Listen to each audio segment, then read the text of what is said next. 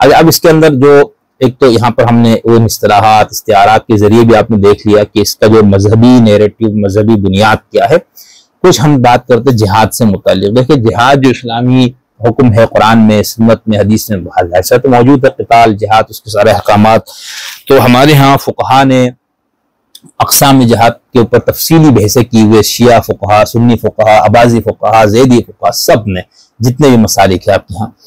तो बुनियादी तौर पर हमारे यहाँ आमतौर पर जिहाद को दो बड़ी किस्मों में तकसीम किया जाता है। एक को दिफाई जिहाद कहा जाता है, एक को इक़दामी जिहाद, और इसी इक़दामी जिहाद को जिहाद दावत भी कहा जाता है और जिहाद इब्तिदाई भी कहा जाता है। जिहाद दावत या जिहाद इब्तिदाई क्या है?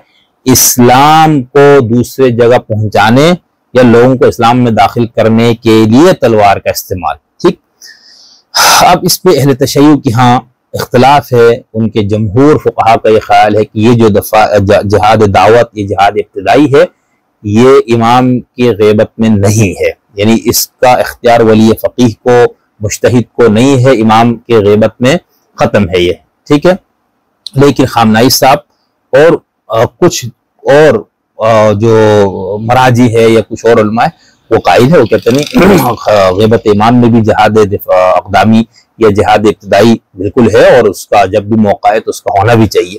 ये इख्तिलाफ है। लेकिन जमहूर फुक़हा, जमहूर मुहद्दिसीन, जमहूर मुतकल्लिमीन, जमहूर शिया का नुक्ते नज़र यही कि जिहाद दिफाई है, जिहाद इब्तिदाई नहीं है जब तक इमाम ज़हूर ना करे। और ये इसकी शायद बुनियादी वजह यही है, इसका ताल्लुक इत्माम हुज्जत वगैरह से है, यानी खुद बनफ्स नफीस पैगम्बर या मासूम जो है वो हुज्जत तमाम करे तो फिर उसके बाद उसको हक है। खुदा की तरफ से मुतय्यन होता है ना, खुदा की तरफ से रसूल या मासूम इमाम जो होते हैं। अहले सुन्नत के यहाँ भी चूंकि नहीं है तस्वुर रसूल की बात, फिर खत्म है, चैप्टर क्लोज है वहां पर। तो खुलफा, तो उनके यहाँ भी ऐसी कोई बहस नहीं है कि रसूल के बाद है या नहीं। मिर्जा साहब वगैरह और इस तरह फिर पैगामी और इस पूरे मकतब तक आते आते फिर कबल पॉलिटिकल इस्लाम का पूरा एज, माँ बाद पॉलिटिकल इस्लाम में जो जिहाद की मुख्तलिफ ताबीरात हमने कुछ अपनी किताब में इसका भी जिक्र किया है। तो यहाँ पर मैं अहले तशय्युअ की 2-3 किताबों से इसका बताऊंगा कि जिहाद दिफाई क्या है, उसकी कितनी किस्में। ये है फ़िक़्हुल मुक़ावमा शेख मोहम्मद मेहदी अल-आसिफ़ी साहब की, और ये है अल-फ़रीदा अल-मुग़य्यबा हसन अन-नहवी साहब की है, और ये बहुत अच्छी मुफस्सल किताब है मौसूअतुल जिहाद फिल कुरान व सुन्ना, और अल-जुज़् अव्वल है। दूसरा हिस्सा अभी तक मुझे नहीं मिला, कुछ दोस्तों से कहा हुआ है ईरान और इराक में मुकीम के ये हमारे लिए इंतजाम करें, उनकी बड़ी नवाजिश होगी। तो पहला हिस्सा है अल जिहाद फिल कुरान करीम, आप में से कोई दोस्त सुन रहे, और इसका दूसरा हिस्सा में तो प्लीज हमारे लिए इसको भिजवाएं, और जो भी इसका हदिया वगैरह होगा उसके साथ आपको। तो मैं इसको दरख्वास्त, ये भी मैंने चूंकि हमारे अपने किसी अजीज के जरिए मैंने मंगवाई थी किताब, और हम जब खुद गए थे ईरान तो उधर मुझे इसका दूसरा हिस्सा नहीं मिला और बहुत ज्यादा तलाश करने का टाइम भी नहीं मिला। तो ये कुछ किताबों से यानी कि जिहाद दिफाई क्या है। अब उसमें आप ये देखेंगे यहाँ पर इन हजरात में से बहुत ने ज्यादा फोकस इसी पे किया, भाई ईरान की हिमायत और फला इसको क्यों ले रहे, ये तो महज दिफाए हरम है। बाकी उन्होंने इसराइल वगैरह को भी डाल दिया, ठीक है, फलस्तीन की आज़ादी, अल-कुद्स की आज़ादी को भी लोगों ने डाल दिया, लेकिन असल जो फोकस है वो मुक़द्दसात का दिफा है, मकामात मुक़द्दसात का दिफा है, मकामात मुक़द्दसा का दिफा है, और ये इसको बाकायदे दिफाई लड़ाई कहते हैं। अब दिफाई जंग की किस्में जो है वो इन तमाम किताबों से, बागियों से जिहाद, ये दिफाई जिहाद है, मुहारिबीन से जिहाद, सरकशों से जिहाद, इस्लामी मुआशरे के लिए दिफा के लिए जिहाद, एक इस्लामी सोसाइटी है उसका आपको दिफा करना है तो ये भी जिहाद। देखिए अगर वो शाम इस्लामी मुसलमानों का मुल्क है, अच्छा आगे है, मैं पूरा पढ़ लेता हूँ, मुसलमानों के दिफा के लिए जिहाद, माल आबरू और जान के दिफा के लिए जिहाद, मुस्लिम ममालिक के दिफा के लिए जिहाद। अब ये सारी तकसीम की बाकिर रामिल साइदी साहब की मैंने किताब से ये पूरी तफसील उठाई है, जिसमें उन्होंने इसको ये सारे किस्में बयान की है। उसके बाद जो दूसरी किताब से मैंने इसका हवाला दिया है वो है शेख बासिम अंसारी साहब की मौसूअतुल जिहाद। उसमें कहते हैं कि फितने का खात्मा, शिर्क और कुफर की कुव्वत को कमजोर करना और ताकतवरों को लगाम देना, मुशरिकीन के नक़्ज़ अहद का मुकाबला करना, मुसलमान रियासतों का दिफा करना, मुसलमान रियासतों पर हमले का अंदेशा हो तो उसका दिफा करना, तौहीद के पनाहगाहों का दिफा करना, कमजोरों का दिफा करना, इस्लामी मुआशरे के अंदर इस्लाह करना, इंसानी मुआशरे का दिफा, काफिर की कुव्वत में इजाफा न होने देना और उनको मुजाहिदीन से ज्यादा ताकतवर न होने देना, इमाम गायब के ज़ुहूर के लिए राह हमवार करना, अब इसके लिए उन्होंने आयत इजहार दीन का हवाला, ये बाकी जितने मैंने अक़साम पढ़े ना इन सब के इन्होंने आयत का हवाला दिया है कि ये बात किस कुरान की आयत से ली गई है। अब ये जो इमाम गायब के ज़ुहूर के राह हमवान करना, ये इन्होंने सूरह तौबा की आयत 37, सूरह अल-फतह की 28 और सूरह सफ की आयत नंबर 9 जहां पर है हुवल्लज़ी अरसला रसूलहु बिल हुदा व दीनिल हक़ लियुज़हिरहु अला दीनि कुल्लिही, के दीन को तमाम अदयान पर गालिब करना, इसको उन्होंने इसमें डाला है कि ये भी जिहाद का एक मकसद है। देखिए हमारे यहाँ मैंने कहा कि जो पॉलिटिकल इस्लाम है उसमें तो खास तौर पर इन आयतों को तो ये डाल दिया कि भाई ये इस्लाम आज भी इसका गलबा है तमाम अदयान पर, और अदयान से मुराद कहते हैं निज़ामों पर, मज़ाहिब से नहीं है हमारा झगड़ा निज़ाम से।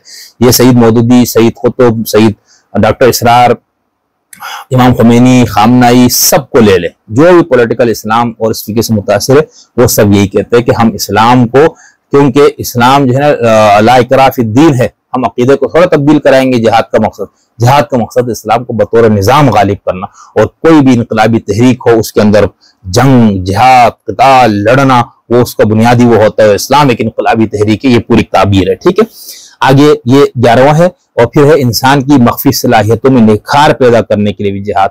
तो ये सारा कुछ इन्होंने जिहाद की किस्में, जिहाद दिफाई की। अब इसके अंदर देखिए, आप अगर ज़ैनबियून और ये लोग जा रहे हैं तो आप उसको अगर शाम के मुल्क का दिफा भी कह दे, आप इसको ईरान का दिफा भी कह दे, तो क्या हर्ज इसमें? भाई ये तो बाकायदा जिहाद की किस्मों में है। ठीक है ना, तो इसलिए इसको इतना वो करके रखने की वो नहीं है, सफाई देना या मुआज़रत खाना अंदाज इख्तियार करना, तो उससे भी कुछ चीजें लोगों को शिकूक व शुबहात लोगों में फैलते हैं और लोगों को मौका मिलता है। इसमें एक चीज मैं आपको बता दूं, जो मैंने आपको जिहाद दावत या जिहाद इब्तिदाई की बात की, तो उसको बहुत से लोग ये कहते हैं कि ये ला इकराह फिद्दीन से मुतसादिम है, यानी दीन या मजहब जो है वो जोर जबरदस्ती नहीं है ना, वो तो आपकी आजाद मर्जी से है। तो उसको भी जवाब सब फुक़हा ने दिया है। जब हम जिहाद और उसकी जुमला अक़साम पर भी बात करेंगे तो उनमें से एक एक चीज पे हम तफसील से बताएंगे, दलील क्या है, दलील पे एतराज क्या है, एतराज का क्या जवाब है, फिर किस तरह से। ठीक है, जो अहले तशय्युअ में जिहाद इब्तिदाई के कायल नहीं है उनका क्या मौक़िफ़, उनके क्या दलाइल है, जो जिहाद इब्तिदाई के कायल है उनके क्या मौक़िफ़, उनके दलाइल है। अहले सुन्नत के यहाँ इस इक़दामी और दिफाई की बहस में, जिहाद दावत और जिहाद दिफा की बहस में क्या क्या है, और फिर किस तरह उन्होंने बहुत सारी चीजों को दिफाई में डाल के, जो अक़दामी की भी कई सूरतें थी उसको उन्होंने दिफाई ही की सूरतें बावर कराने की कोशिश की। वजह इसकी है कि बहुत सारे एतराज़ात थे, यानी अहद जदीदियत के अपने एतराज़ात थे इस मजहब के ऊपर, नफ्स मजहब पे, उसमें इस्लाम सर फहरिस्त है। अहद मा क़ब्ल जदीदियत के अपने एतराज़ात थे, और अहद मा बाद जदीदियत के अपने एतराज़ात है। तो उसमें से हर मुफक्किर और फ़क़ीह और मुज्तहिद ने और आलिम ने अपने हिसाब से उन एतराज़ात के जवाब देने की कोशिश की। तो ये है मजहबी इस्तिदलाल, ये है इस तंजीम का मकसद, ये है इसका तारुफ, और ये पूरी गुफ्तगू है जो इसके शदीद मुखालिफिन, कुछ गैर जानिबदार मुबस्सिरीन और मुहक्किकीन, और जो इसके शदीद हामी उनका मौक़िफ़ है।